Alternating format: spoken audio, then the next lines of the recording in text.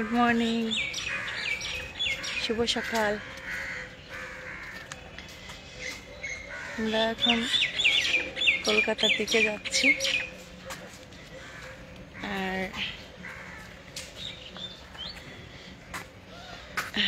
বাহ, কেউ একজন জয়েন্ট হয়ে গেছে, দুজন। বাহ, সকাল সকাল তো অনেকেই ওঠে, আমার তো অভ্যাসটাই চলে গেছে। এখন আমি বোলপুর স্টেশনে কলকাতাতে যাচ্ছি। আমার পাসপোর্টটা সেই কবে দুর্গাপূজার আগে জমা হয়েছিল, সেই এই যে ওখানে স্টেশন বোলপুর। এটা হচ্ছে বোলপুর স্টেশন, শান্তিনিকেতন স্টেশন। তো ট্রেন একদমই নাই, কিন্তু একটা পেলাম রিজার্ভেশন। ট্রেনটার নাম ভুলে গেছি আমি। আবার ট্রেনের টাইম টেবিল বা কোন ট্রেন কোন টাইমে আসে সেগুলো এখনও, এত বছর হয়ে গেল শান্তিনিকেতনে, 20 বছর হয়ে গেল, কিন্তু এখনো পর্যন্ত বলতে পারি না। এই যে বোলপুর স্টেশন, শান্তিনিকেতন। তো সব 2-3 দিন ধরে বন্ধ ট্রেন। 2 দিন ওয়েট করে করে করে করে করে একটা টিকিট, মানে 2টো টিকিট পেলাম। আমরা যাচ্ছি, আমার পাসপোর্ট রিনিউ করতে দেওয়া ছিল, তার জন্য যাচ্ছি। খুব ঠান্ডা নয়, মানে আর সকালে তো স্নান করা অভ্যাস আমার, যত সকালেই যেখানেই যাই না কেন স্নান করে নিয়ে আগে। এটা আমার বাবার থেকে পেয়েছি, তো সেই জন্য আর কি অতটা শীত লাগছে না। একটু ঘুরে ঘুরে দেখাই। এই যে সব কি দেখবে এখানে আসলে, এই যে ট্রেন, মালগাড়ি দাঁড়িয়ে আছে। আর আমার ট্রেন জার্নি ভীষণ ভালো লাগে। গাড়িতে আমি অত কমফোর্ট ফিল করি না, মানে গাড়িতে মাথা ঘোরায়। আর ট্রেন হলে মানে একদম চোখ বন্ধ করে সারা দিন রাত জার্নি করা যায়। এই যে লোকটা আমার সঙ্গে যাচ্ছে শান্তিনিকেতন থেকে, এই লোকটা আমার সঙ্গে যাচ্ছে, মেলোডির বাবা। বাবা আপনারা কত ভালো। আমি আসলে সারা রাত জাগি, তো এই যেমন যদি আমি চারটে শুই বা 5টায় শুই, আমার সেই 6টাতে উঠতে হয়, কেন কি মেলোডির স্কুল থাকে। আর নর্মালি এই যেমন আজকে কটায় ঘুমালাম, 3:30টায়, কোনো রকম একটু মানে ঘুম নাই, কিন্তু উঠেছি আবার 4:30টায়, 1 ঘন্টা। তারপরে উঠে স্নান টান করে চাটা খেলাম, খেয়ে জাস্ট ফ্রেশ হয়ে আর বেরোলাম। আর যেহেতু অভ্যাসটা আছে ছোটবেলা থেকে সকালবেলায় ওঠা, এই জন্য আর কষ্ট হয় না। কিন্তু ওঠা সেই যোগটা চলে গেছে, যে একদম ভোরবেলায় সেই আজান দেওয়ার সময় যে উঠবো, সেই যোগটা চলে গেছে। কেন কি বাবা চলে যাওয়ার পরে এই অনিয়মটা হয়ে গেছে। বাবা তো আমার গুরু, বাবা মা দুজনে গুরু। বাবা মা তো দুজনেই সেই কলেজে যেত, বাবা মা ডিউটিতে যেত, অফিসে যেত। এই সকালে ওঠার একটা সেই যোগ ছিল, মানে বিছানাতে থাকা আমার বাবা মা পছন্দ করতো না, বিশেষ করে বাবা তো ভীষণ রেগে যেত। তো এই আর কি, উঠতে পারলে ভালো হয়, রেওয়াজটা নিয়ে বসা যায়। গরম গরম সকালে একটুখানি স্যুপ, একটু চা বিস্কিট, ভালোই লাগে। কিন্তু আসলে সে ঘুমটাই তো নাই, ঘুমই হয় না, তো কি করে উঠবো? 1 ঘন্টা তো 2 ঘন্টা তো ঘুমাতে হবে, এইটুকুই আর কি। 1 ঘন্টা 2 ঘন্টাই ঘুমাই সকালটা। তো এটা হচ্ছে আমাদের স্টেশন। এখন আমাদেরই বলি, কেন কি 20 বছর হয়ে গেল শান্তিনিকেতনে, আর দেশের মায়া ছাড়তে পারি না। বাংলাদেশ যে যশোর তো আমার জন্ম, ওইটাই আমার বাড়ি মনে হয় সবসময়।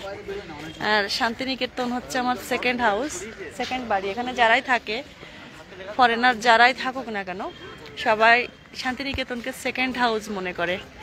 চৈতি ডেকোরেশন মাগুরা, তুমি তো অনেক সুন্দর। দাদা ঘুমাই না, আমি ঘুমাই না, না ঘুমালে কোনোদিন সুন্দর থাকা যায় দাদা? তো এই যাচ্ছি কলকাতাতে। আমার সেই পাসপোর্টটা ওখানে রয়েছে। পাসপোর্টটা সেই দুর্গাপূজার আগে সেই মেলোডিকে নিয়ে গেছিলাম, জমা দেওয়া ছিল, তো সেইটা আনতে যাচ্ছি আর কি। মানে কেন কি অ্যাপ্লাই করতে হবে, আমার স্পাউস ভিসা, যেহেতু আমি এখানে স্পাউস ভিসাতে থাকি, তো ওইটা যদি আমি সময় মতো অ্যাপ্লাই না করি তাহলে আমি মানে সিটিজেনশিপটার জন্য আমি অ্যাপ্লাই করতে পারবো না। দীর্ঘ 6.5 বছর হয়ে গেছে, মানে এটার প্রসেসিং চলছে। 7 বছর থাকতে হবে টানা, তারপর আমি অ্যাপ্লাই করতে পারবো, এবং প্রত্যেক বছরে আমাকে ভিসা বাড়াতে হয়। তো এবার 7 বছর যখন হয়ে যাবে তখন আমি ইন্ডিয়ান সিটিজেনশিপের জন্য আমি অ্যাপ্লাই করতে পারবো। ইন্ডিয়াতে সিটিজেনশিপ ভীষণ ভীষণ টাফ। এমনি যারা নর্মালি তার কাটা পার করে ঢোকে সেটা আলাদা ব্যাপার, কিন্তু আমি প্রসেসিংয়ে চলছি। এবং আমার বাবা কখনো চাইতো না যে আমি মানে অন্যভাবে শান্তিনিকেতনে থাকি, কেন কি যেন আমি রুলস মেনটেন করে আমি থাকি, কেন কি আমার এখানে পড়াশোনা আর আমার যেন সার্টিফিকেট যেন নষ্ট না হয়। আসলে বাবা মা তো দুইজনেই তো এডুকেটেড, তারা চাইবে না কখনো যে আমার অন্যভাবে মানে সোজা ওয়েতে সিটিজেনশিপ নিতে গিয়ে আমার সার্টিফিকেট নষ্ট হোক, সেটা কখনোই চাইবে না। এবং আমি যেন পরিচয় দিতে পারি যে আমি একজন বাঙালি, এবং আমি চুরি করে এখানে আসিনি বা চুরি করে থাকি না। আমি সমস্ত কিছু আর কি প্রসেসিং মেনে তারপর আমি এখানের সিটিজেনশিপ নিয়েছি। আমার মেয়ের সিটিজেনশিপ হয়ে গেছে, এখানে ও জন্মগতভাবে এখানে ভারতীয়, আর আমি তো বাংলাদেশি। তো এই আর কি, আমাদের ঘরে সবসময় বাংলাদেশ ইন্ডিয়া নিয়ে মানে যুদ্ধ হয় আমার মেয়ের আর আমার মেয়ে সবসময় বলে মাম তুমি তো বাংলাদেশি, আমি ইন্ডিয়ান। এরকম মানে মজা হয়, যুদ্ধ না ঠিক মজা। আমার মেয়ের সঙ্গে আমি মজা করি, আমার মেলোডির সঙ্গে, এইটাই। আর আমার মেলোডি তো আমার কলিজা, আমার জান। কালকে রাতে যেটা হয়েছে, আমি যখন আমি ওকে বলেছি মাম্মাম আমি তো পাসপোর্টটা আনতে যাব, তো কিছু বলছে না, মানে ওর চোখ দিয়ে শুধু অনবরত চোখে জলই পড়ছে মেলোডির।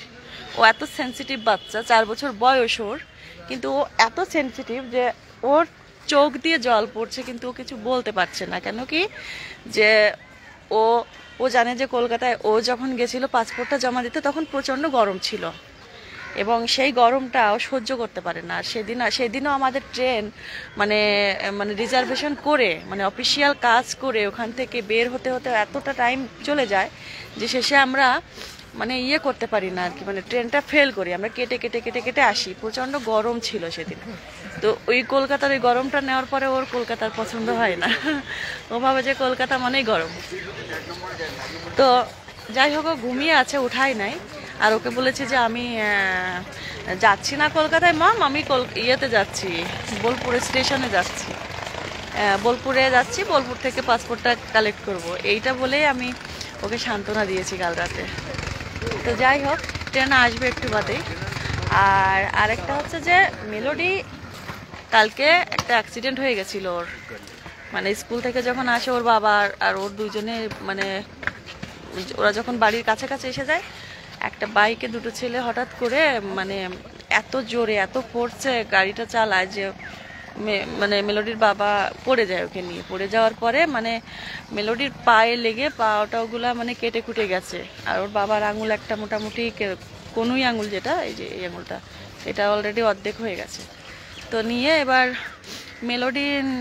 মেলোডি এত সেন্সিটিভ বাচ্চা যে ও কিন্তু ওর দুঃখটা একবারও প্রকাশ করেনি। কেন কি যে ওর বাবার ওই ব্লিডিং হওয়াটা দেখে ও মানে কি লাগাবে, কি মেডিসিন দেবে, কি করবে, মানে মেলোডি এরকমই ছোট বাচ্চা, তাকে মনে হয় যে ও আমার মা। তো ও কি করেছে, ও কোথায় কি লাগাবে, কি তুলো আনবে, কি ডেটল, কি মেডিসিন, এই নিয়ে দৌড়াদৌড়ি করছে মেলোডি। আমাকে একবারও বলেনি যে ওর পায়ে লেগেছে, ওর পায়ে একদম কাল শীত পড়ে গেছে। তারপরে নিয়ে আমি ওকে বললাম যে মা তুমি একটু দেখাও তো পাটা। ও মানে কৌশলে আমাকে বলছে না না মাম্মা আমার লজ্জা লাগছে, আমার লজ্জা করে। এই হচ্ছে মেলোডি। তারপর রাতের বেলায় গিয়ে দেখি কি যে ওর পায়ে পুরো কাল শীত হয়ে গেছে, আর মানে খোঁচা খোঁচা খোঁচা খোঁচা খোঁচা অনেকগুলো দাগ এবং থেতলে গেছে, মানে কিছুতেই পাও দেখাতে চাচ্ছিল না। তো যাই হোক, রাতে জোর করে দেখে মেডিসিন টিন ওকে লাগিয়ে দেওয়া হয়েছে। তো সেই সুবাদে আজকে ওকে আর স্কুলে যেতে দেয়নি। আমার ভাইকে বললাম যে তুমি যাও ঘরে, ওকে একটু দেখো, ও ঘুমিয়ে আছে, তো ঘরে হয়তো পৌঁছে গেছে তখন। এই আর কি, এই হচ্ছে আমার মেলোডি। কত সেনসিটিভ বাচ্চা, কত বোঝে, নিজের দুঃখটা এইটুকু বয়সেও আড়াল করতে জানে। আমরা অতটা পারবো না। যার একবার দেখিয়ে দিই, এটা হচ্ছে আমাদের স্টেশন, শান্তিনিকেতন স্টেশন। তো আপনারা সবাই ভালো থাকবেন, সবাইকে আবার গুড মর্নিং। সবার যেন শুধু দিনটা না, সামনের যাই আসুক না কেন যেন ভালো হয়, ভালোভাবে দিন মানুষ পার করে, রাত পার করে, তারপরে বছর পার করে, বাকি জীবনটা পার করে, সেই শুভকামনাই জানাই সবাইকে। আমাদের ট্রেন আসছে, রাখছি, হ্যাঁ। ভালো থাকবে সবাই, গুড মর্নিং।